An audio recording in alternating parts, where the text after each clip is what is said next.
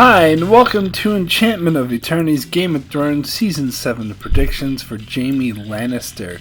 This video is a part of a series of videos where I make predictions on what I think will happen in Season 7 of Game of Thrones. So I'll have to start off by giving a very serious spoiler warning, not just for Game of Thrones up to the end of Season 6, but also for filming and production leaks from Season 7, which there have been a lot of, so much so that I already know far more about Season 7 than I'd care to. So if you haven't heard any of these spoilers and don't want Season 7 spoiled for you, you may not want to watch this video. So yes, there has been a lot of production leaks, photos, confirmed information for Season 7, as well as a very detailed plot leak that mostly has been confirmed by the aforementioned production leaks. So I am basing a lot of my predictions off of this information, and in many cases I'm just filling in the blanks. But guess what, people? That still counts as predictions. So I don't want to hear any nonsense about these videos not being predictions, because they are.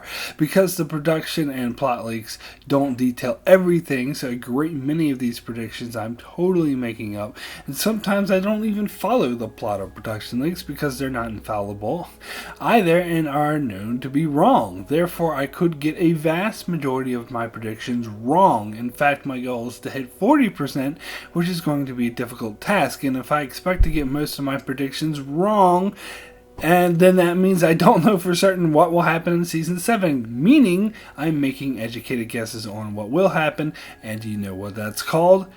Say it with me now. It's called predictions.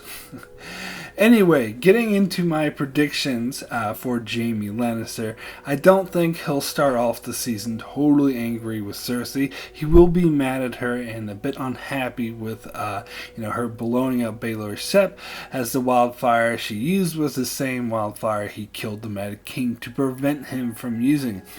But he won't completely hate Cersei at this stage, but I predict the first scenes with the two of them in Season 7 will be them arguing, as he will not be happy with what she's done, but she will win him over, and these scenes will end with the two of them coupling. So with Kevan Lannister dead and Jaime no longer in the Kingsguard, he will officially be named Lord of Casterly Rock and Warden of the West, but will stay in King's Landing to serve as at the Queen's leisure. I'm not sure if Cersei will name him Hand of the King. I think she'll probably name Qyburn her hand, not Jaime, but Jaime will serve on the small council as the official head of the Lannister forces.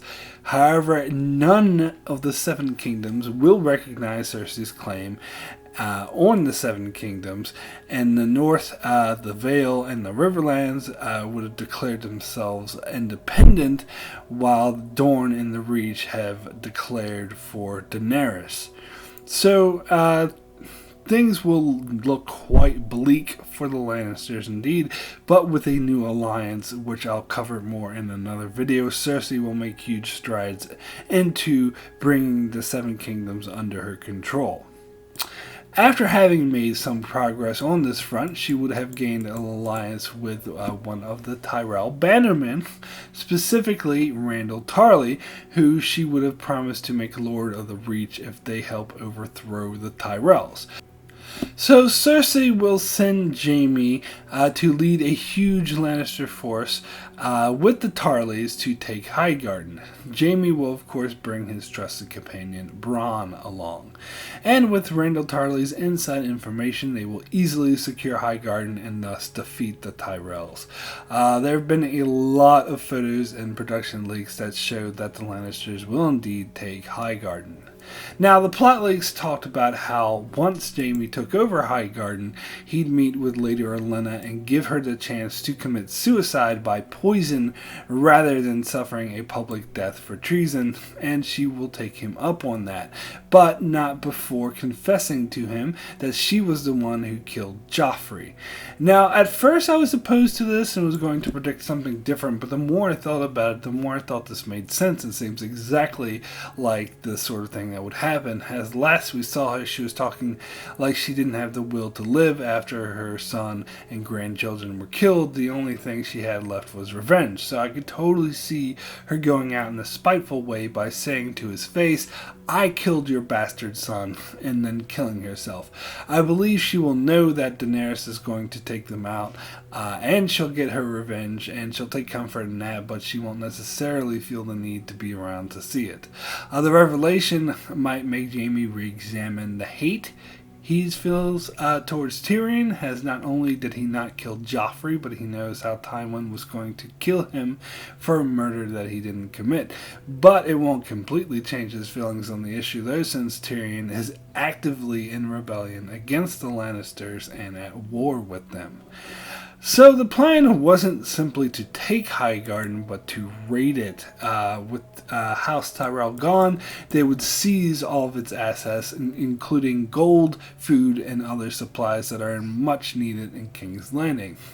So Jaime will leave a small garrison behind to hold Highgarden, but will take the bulk of his and the Tarly forces back to King's Landing to return the much needed goods there. But on the way he will fall into a trap that Daenerys had set, that she had been waiting for them all along. Now this Targaryen ambush has long been detailed by production leaks, including various supporting photo evidence and whatnot, and it is said that the Lannisters will come under attack by Daenerys' forces while trying to transport goods from Highgarden, and this will be an epic battle involving a larger number of extras that took days to film that will air in episode 4.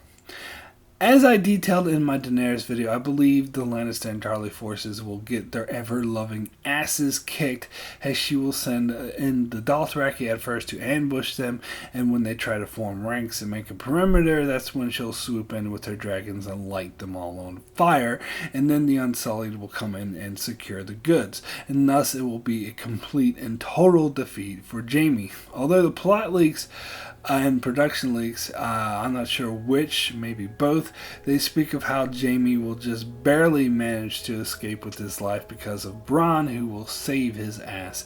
And so I predict that the two of them will hightail it back to Castle Rock to regroup.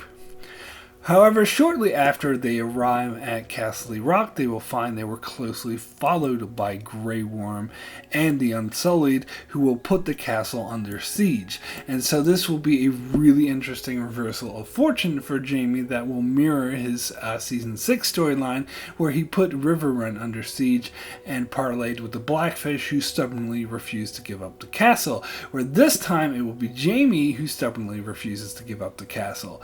I'll get a lot of interesting character scenes with Jaime and Bronn as they are trapped in the castle walls, and also with the parlays between Jaime and Grey Worm. Grey Worm will inform Jaime that he's been held up.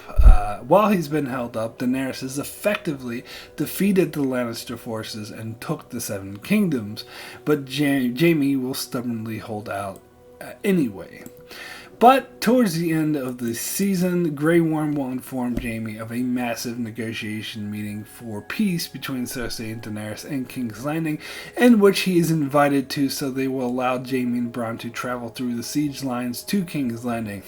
Now this meeting that is to take place at the Dragon Pits, which I talked about in several videos already, has been shown by production leaks to be taking place, has multiple main characters, and will involve Daenerys and Jon Snow presenting a dead white to convince Cersei to cease fighting in the south and focus on the White Walker threat. So I believe Daenerys will allow Cersei and Jaime to keep Castle Rock as wardens of the West, and will allow them to have an open and public relationship as siblings, because that's common amongst Targaryens, so Daenerys won't care and make it completely legal. So Jaime will totally be on board with this deal, particularly considering how utterly screwed the Lannisters are at the moment. And Cersei will appear to be on board, as she will accept it. However, after they return to Castle Rock, Jaime will learn Cersei has no intention of honoring this agreement and is just hoping that the White Walkers will kill Daenerys and Jon for her, and that she did indeed sabotage the Red Keep and King's Landing with wildfire before she left to destroy it once Daenerys takes over. And so Jaime will be outraged by this, and this will be his breaking point where he leaves Cersei and decides to go north to help fight against the White Walkers. And that is how Jaime's Season 6 storyline will end. Now that last part was included in the plot leaks, and I totally think it will happen, but those are just my predictions. So that's it for my Game of Thrones Season 7 predictions for Jaime. A lot of this was from the plot and production leaks, and a lot was just stuff I completely made up on my own. Either way, none of this is guaranteed to be correct. In fact, if I get at least 40% of my predictions correct, I'll consider it a huge success.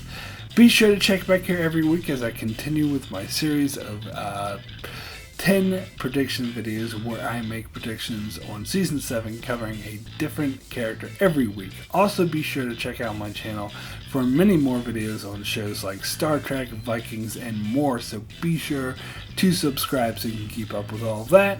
And thanks a lot for watching.